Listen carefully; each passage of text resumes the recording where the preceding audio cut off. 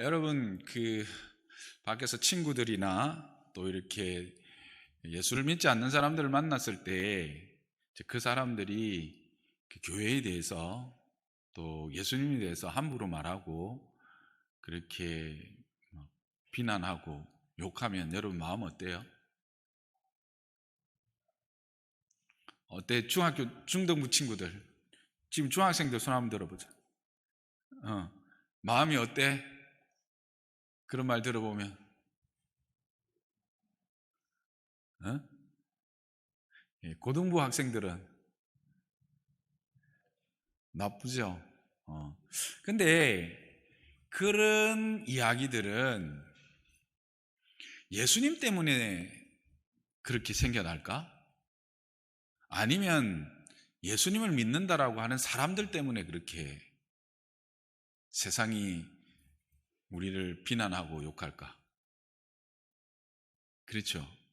대부분이 예수님을 물론 모르기 때문에 예수님 가지고 시비를 거는 사람도 있지만 대부분은 예수님 주변에 있는 예수님을 믿는다라고 하는 사람들 때문에 그런 이야기들을 듣게 돼요.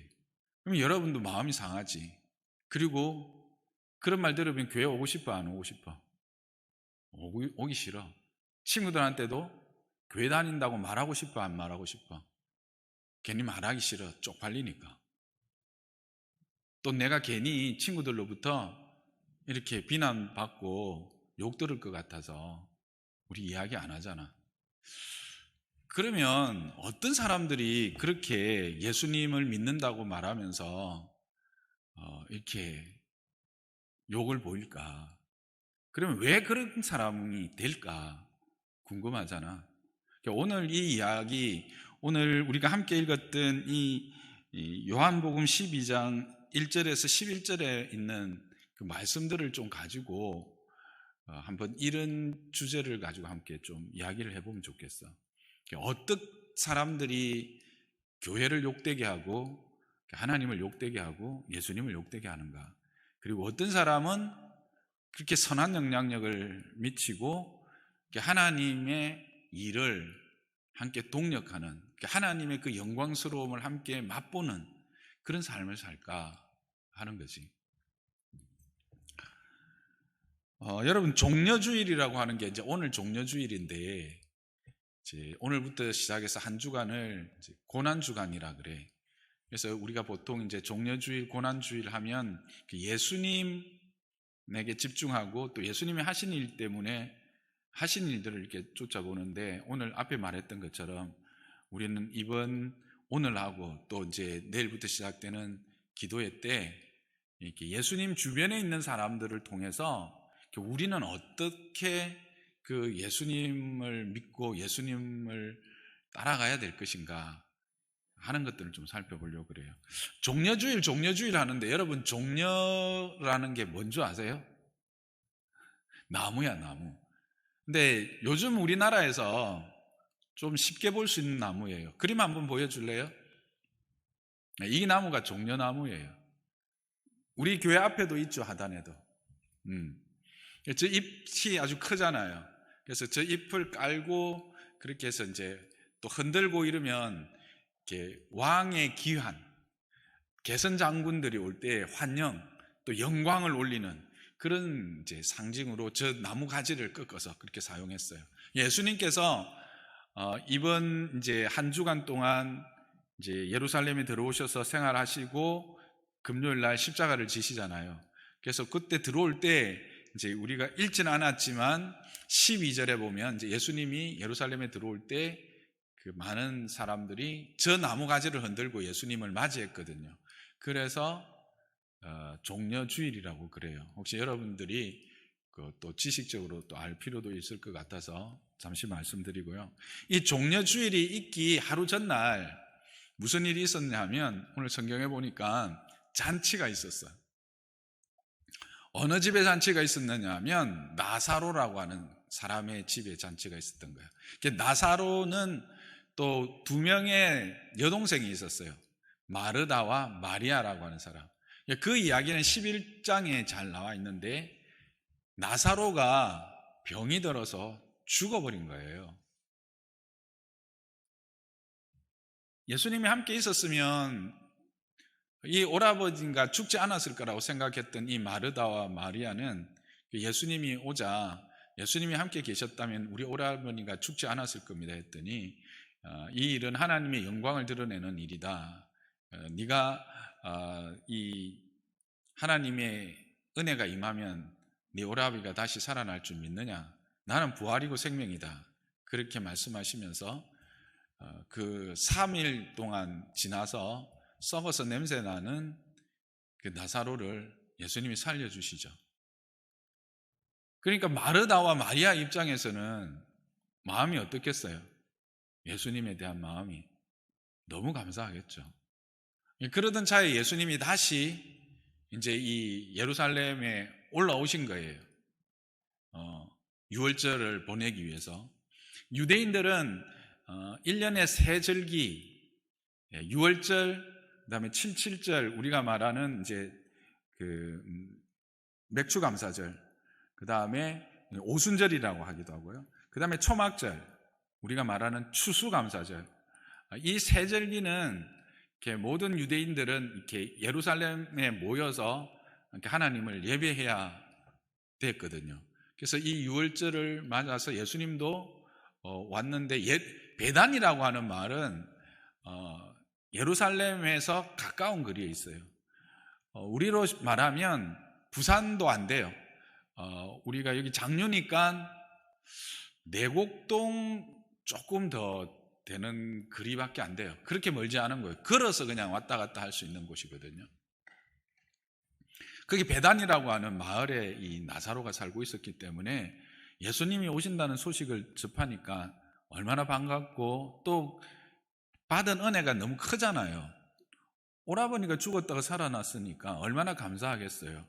그래서 예수님을 초청하고 또 그 예수님을 초청할 때 다른 사람들까지 초청해서 잔치를 벌린 겁니다. 잔치를 벌렸고 이제 그 잔치가 계속 진행되는 동안에 마리아라고 하는 막내 여동생이에요. 막내 여동생이 와서 향유, 요즘으로 말하면 그 향수인데요. 예전에는 기름으로 되어 있었어요. 그리고 이 기름이 워낙 비싸고 향이 강하기 때문에 어떻게 만드냐 하면 이런 도자기를 만들고 도자기를 그냥 봉해버려요. 뚜껑이 이렇게 열렸다 닫혔다 하는 게 아니라 아예 딱 봉해버리고, 그래서 그거를 사용하기 위해서는 뚜껑을 딱 깨버려야 돼. 깨버리고 바로 사용해야 되거든요. 근데 그 양이 얼마만 했냐면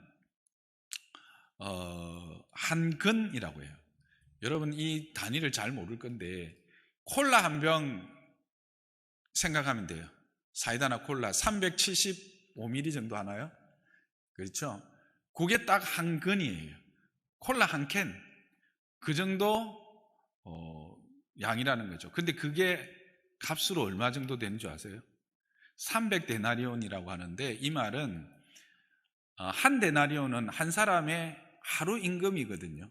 요즘 대한민국 도시근로자의 평균 연봉, 그러니까 저 위에 있는 사장님부터 저 아래에 있는 신입사원까지 다 해서 평균 연봉으로 따지면 도시근로자가 한 3,700만 원 정도 되는 걸로 알고 있어요. 1년 연봉이. 그러니까 3,700만 원짜리를 예수님에게 사용한 거예요. 그것도 예수님의 발에다가 붓고, 부은 것으로 끝난 게 아니라 그것을 자신의 마리아의 머리카락을 가지고 그 예수님의 발을 씻어준 거예요. 좀 우리 생각에 잘 이해가 안 되죠. 이게 무슨 의미지? 이게 또 진짜 용납이 안 됐던 한 사람이 있었어. 그게 누구냐 하면 가룟 유다라는 사람이야. 우리가 알고 있는 예수님을 팔아넘긴 그 사람이지. 가룟 유다가 보고는 화가 났어. 그래가지고는 마리아에게 핀잔을 주는 거야. 아니 이 향유를 어찌하여 허비하느냐. 그러니까 가룟 유다에게서 이 마리아의 행위는 그냥 그 값 나가는 그 귀한 것을 그냥 허비하는 것, 그냥 쓸모없이 버리는 걸로 생각한 거야. 그러면서 하는 말이 뭐냐면, 팔아가지고 가난한 자들에게 주지 않았느냐, 가난한 자들에게 주었으면 좋았겠다 라고 말하면서 이 마리아의 섬김을 완전히 평가절하해버리는 그런 판단을 한 것이죠. 그런데 그때 예수님이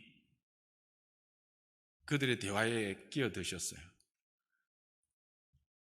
그를 가만두어라. 이 그를 할 때 그는 누구일까요? 가룟 유다? 마리아? 마리아입니다. 여기서 그를이라고 하는 중성을 써서 여러분들이 이제 그녀 또 그 이렇게, 근데 여기서 그를 가만두어라라는 것은 마리아가 하는 일을 그대로 하도록 계속 해라, 하게 두어라, 계속 그 일을 할 수 있도록 허용해라, 이런 의미입니다. 그러면서 이 마리아가 하고 있는 이 일은 나의 장래날을 위하여 그것을 간직하게 하라, 그렇게 말합니다. 여기도 좀 오해가 있을 수 있는 번역인데, 간직하게 하라니까 우리가 생각하기에 이게 양이 많았잖아요. 여러분 향수 보면 한번 찍찍 뿌리면 엄청나잖아요. 300ml 정도면, 그죠? 그러니까 우리 생각에 한번 붓고는 남아있는 것들을 예수님이 마지막 이제 아직 장례를 치르시려면 좀 남았으니까 본인의 장례를 위해서 조금 옆에 간수하도록, 좀 저장해 놓도록 그렇게 간직해라, 이렇게 해석할 수 있는데 그 말이 아니고, 이 마리아의 행위, 마리아가 예수님의 발을 씻기는 이것을 너의 마음에 간직하라, 새겨라, 이런 뜻이에요. 해석하기 참 힘들죠. 결국 예수님은 누가 옳다고 한 거예요? 마리아를 옳다고 한 거예요. 여러분 생각은 어떠세요? 그 한 3천만 원 정도 되는 것, 그거 진짜 가난한 사람들에게 나눠주면 더 좋았지 않았을까요? 그 3천만 원이나 되는 것 예수님 발에 그냥 부어가지고 머리로 이렇게 닦아주는 것, 그거 그냥 정말 허비하는 거 아닐까요? 우리 그렇게 생각할 수 있어요. 근데 예수님은 뭐라고 말씀하신 거예요? 누가 옳다? 마리아가 옳다라는 거예요. 그러면 왜 가룟 유다는 틀렸고 마리아는 옳을까? 우리는 질문하게 되는 거죠. 오늘 이 가룟 유다에 대해서 왜 가룟 유다가 그런 이야기를 했는가를 알 수 있는 그 단서가 6절에 이렇게 요한은 말하고 있어요. 이렇게 말하면 가난한 자들을 생각함이 아니요 그는 도둑이라 돈캐를 맞고 거기 넣은 것을 훔쳐감이라. 이 말은 뭘까요? 평소에 이 가룟 유다가 이 회계를 하고 있었던 거죠. 그 예수님의 사역을 위해서 모든 이제 재정을 관리하던 재정 책임자였다는 거예요.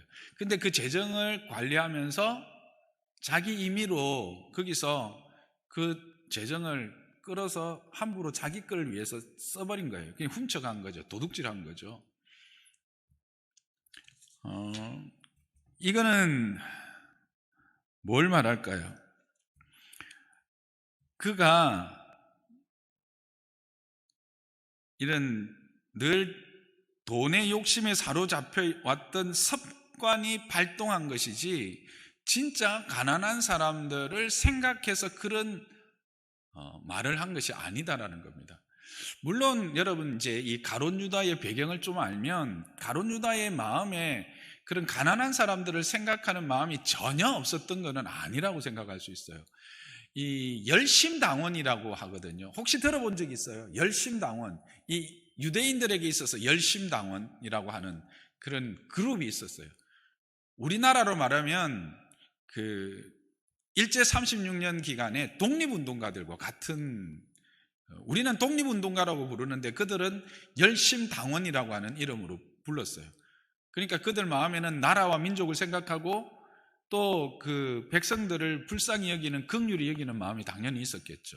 그러니까 이 가룟 유다에게도 정말 그런 마음이 조금도 없었는 건 아니지만, 그러나 그것보다는 그가 평소에 이 돈의 노예가 되어서 살았다는 거죠. 다른 말로 하면 세상의 가치를 가지고 주의 일을 바라본 거예요. 세상의 가치관, 물질적 세계관, 좀 어려운 말인데 모든 것들을 세상이 말해주는 기준을 따라서 옳고 그름을 판단하는 그런 것에 젖어서 살아간 거예요.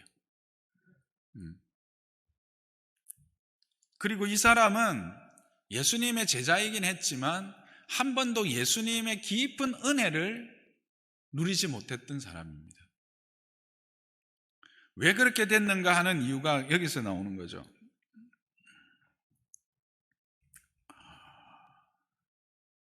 왜 그는 그러면 이렇게 할 수밖에 없었는가?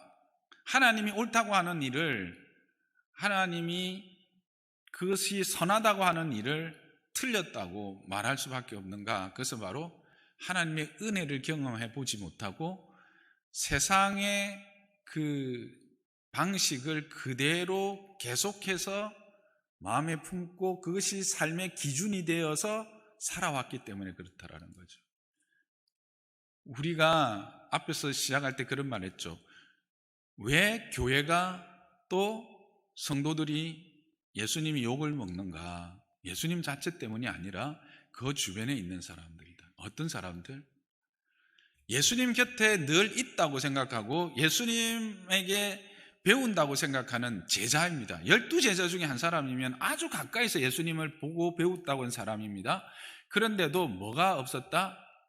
은혜를 경험해 보지 못했다라는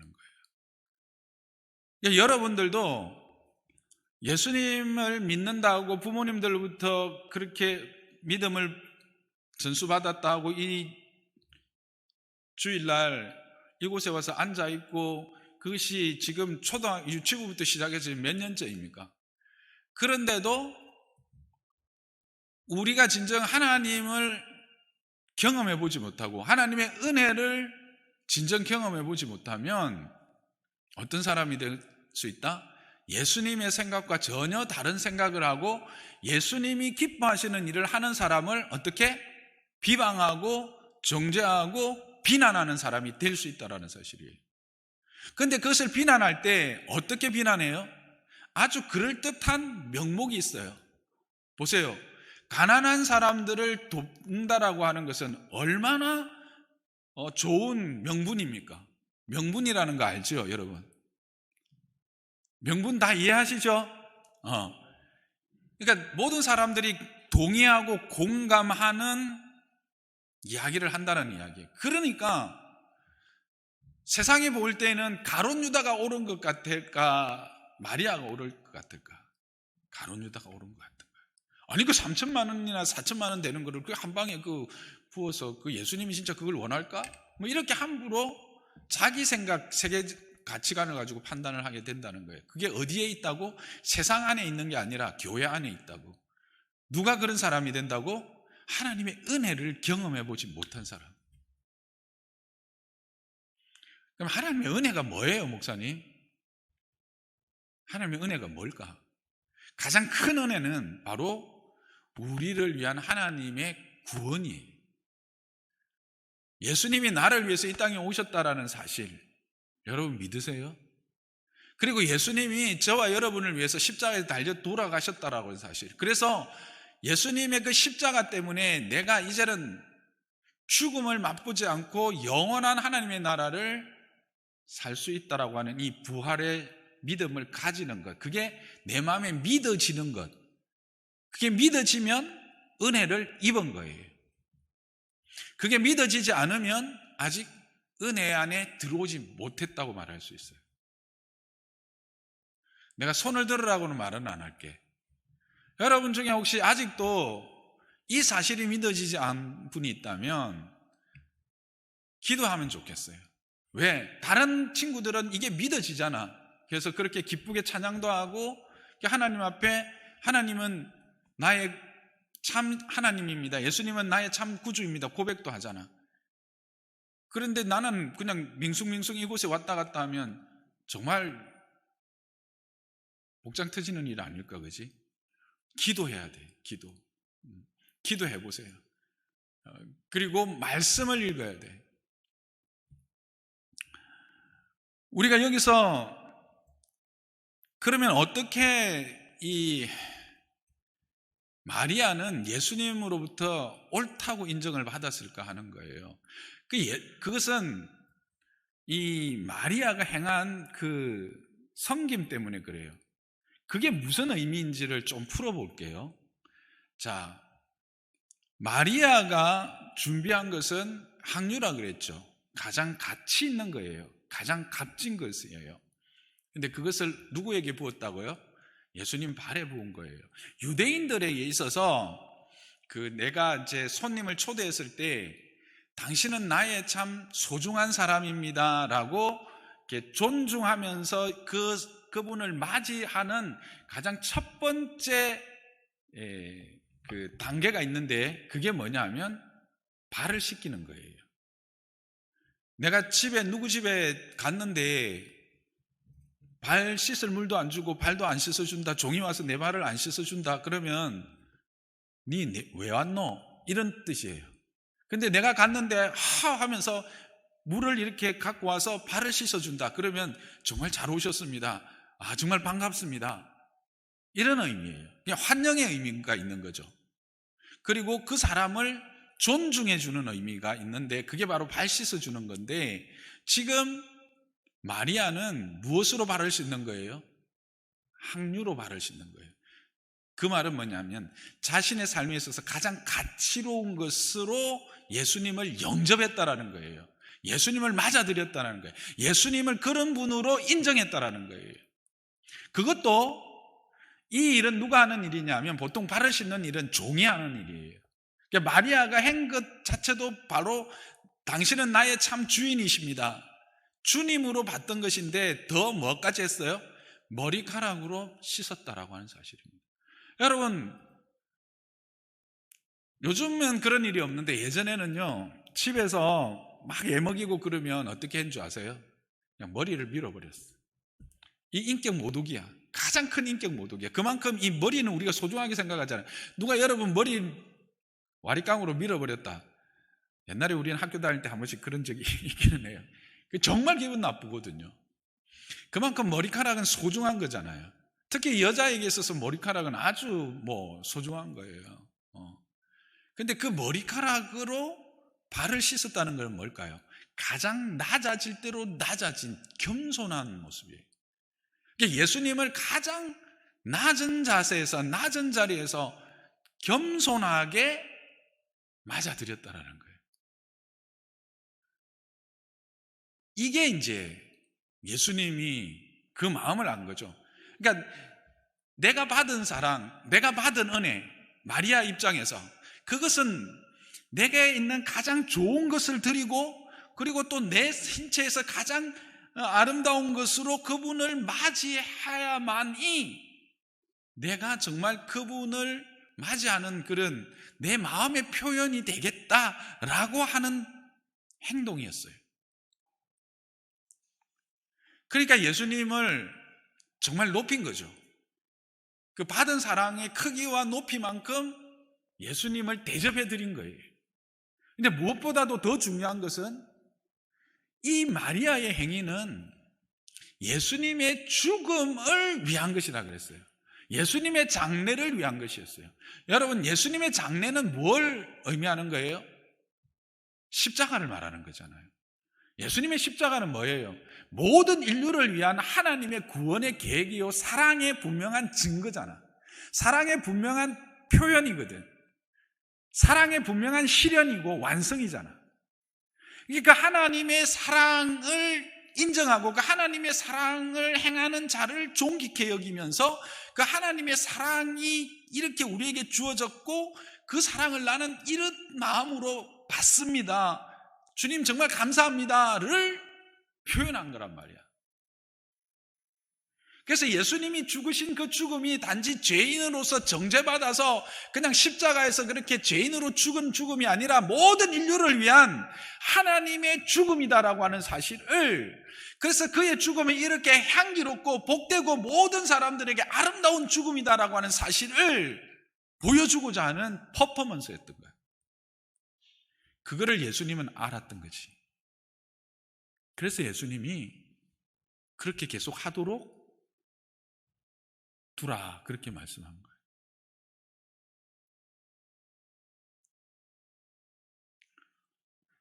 이 사람의 이 선한 행위는 선한 영향력을, 좋은 영향력을 미쳐서 그 뒤에 보면 이제 4일 뒤에 동일한, 그러나 비슷하긴 한데 이제 다른 여인이 예수님의 머리에 이렇게 향유를 붓는 일이 있어. 누구 보고 배웠을까? 마리아 보고 배운 거지. 선한 영향력을 미치게 되는 거예요. 그리스도인이라는 것은 하나님을 영화롭게 하고 하나님의 이름을 욕되지 않게 하는 사람은 어떤 사람인가 여기서 보여주는 거지. 받은 은혜를 정말 감사하는 사람, 그 감사를 어떻게 표현하는 것?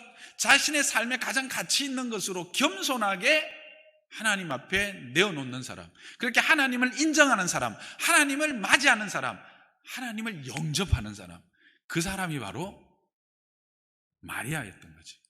그런 마리아는 결국 하나님이 하시는 일, 이 예수 그리스도의 십자가, 누가 보면 정말 죄인으로서 죽고 그렇게 많은 사람들로부터 손가락질 받을 수밖에 없는 그 죽음은 단지 그런 손가락질 받는 죄인의 죽음이 아니라 하나님의 사랑이요, 우리를 향한 하나님의 놀라운 은혜라고 하는 사실을 분명하게 보여주는, 그 하나님의 일을 하나님의 일로서 높이는 그런 본보기가 된 거예요. 그런 일에 쓰임받았다는 거죠.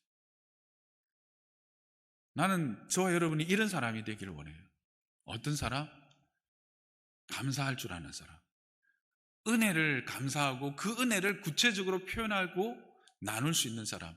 그래서 그 은혜가 다른 사람에게 선한 영향력으로 계속 영향을 미칠 수 있는 사람이 되기를 주님의 이름 축복합니다. 그러면 이 마리아는 도대체 어떻게 해서 이런 정말 삶을 살 수 있었을까? 생각해 보십시오. 이게 얼마나 영광스러운 거냐면 하나님의 그 구원 계획, 큰 구원 계획에 있어서 아주 중요한 순간에 그 하나님의 구원 계획을 더 아름답고 복되게 한 그런 일이었어요. 쉽게 이야기하면 어떤 시대의 흐름을 읽고 그 흐름에 딱 맞는 일들을 행한 거죠. 통찰력이에요, 통찰력. 엄청난 통찰력을 발휘한 거예요. 그렇잖아.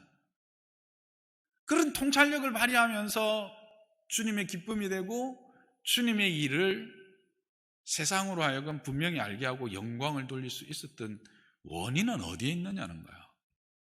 그는 이 사람의 평소의 삶을 돌아볼 필요가 있어요.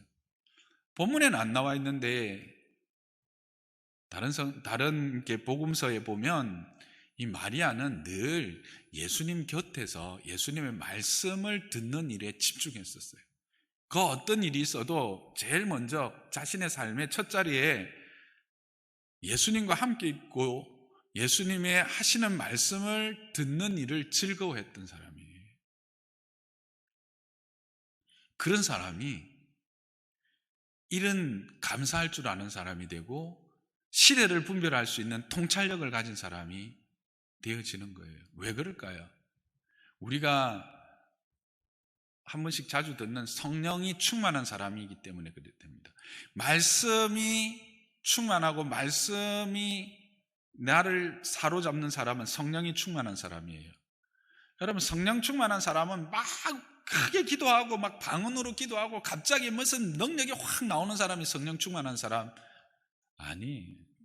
성경에 성령이 하시는 일은요, 예수님께서 하신 말씀과 그 말씀을 기억하고 그 말씀을 깨닫고 그리고 그 말씀대로 살아갈 수 있는 능력을 소유한 사람, 그게 성령 충만한 사람이라 했어요. 성령이 하시는 일은 바로 예수님의 말씀을 생각나게 하고 깨닫고 그것을 살아갈 수 있도록 하는, 그것이 바로 성령의 하시는 일이거든요. 그래서 성령 충만한 사람은 바로 예수님의 말씀이 무슨 의미인지 그를 알고 깨닫고 그렇게 살아갈 수 있는 거예요.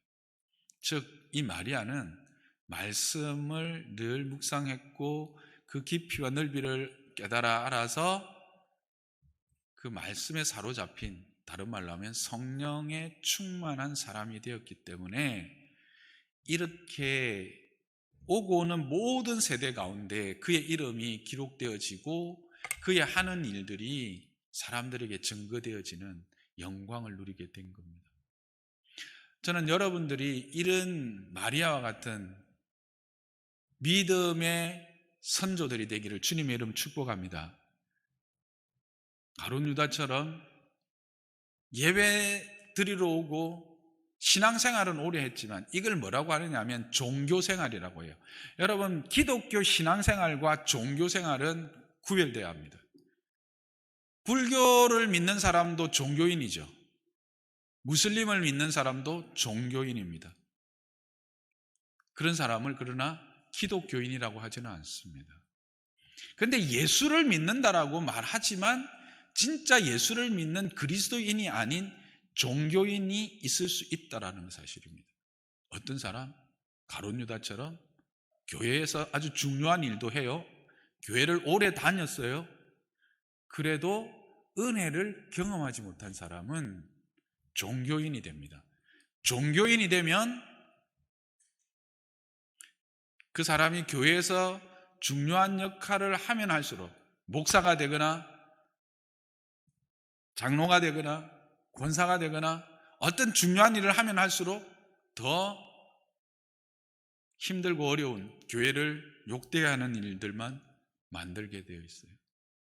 저는 여러분이 그런 사람이 되지 않기를 주님의 이름 축복합니다. 모두가 다 마리아처럼 은혜를 받았으면 그 은혜에 대한 감사를 나눈 사람, 하나님에 대한 감사뿐만 아니에요. 마르다 보세요. 사람들을 초청해서 잔치를 벌리잖아요.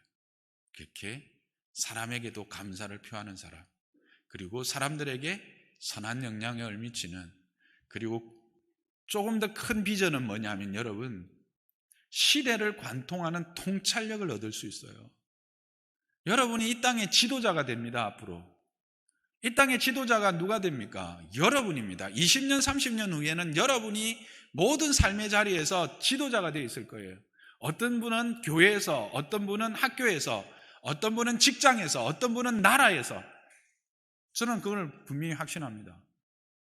그때 여러분이 어떤 지도자가 되어서 어떤 사람으로 살아갈 것인가, 어떻게 시대를 분별하며 그 통찰력을 얻을 수 있을 것인가는 바로 매일매일 삶 속에서 여러분이 하나님과 어떤 관계에 있는가, 하나님에 대한 여러분의 판단이 무엇인가, 여러분이 말씀에 대해서 어떤 자세로 서는가에 결정된다라고 하는 사실을 오늘 이 성경은 우리에게 분명히 말해주고 있습니다. 저와 여러분, 특히 여러분들, 앞으로 이 나라를 책임질 여러분들은 이 마리아처럼 그 같은 복된 삶을, 또 영향력 있는 삶을 살아 하나님의 영광이 되기를 주님의 이름으로 축복합니다.